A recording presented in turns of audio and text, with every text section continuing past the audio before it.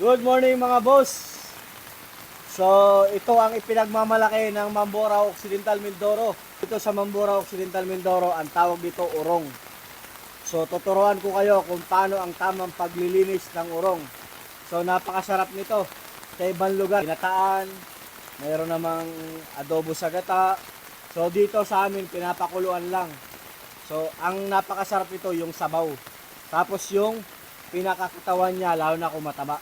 So let's go. Yan, maglilinis tayo ng mga urong.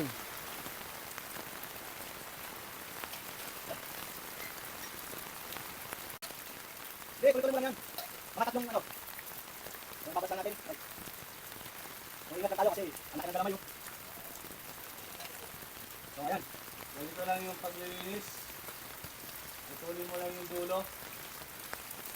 Kanina medyo napalaki yung tanggal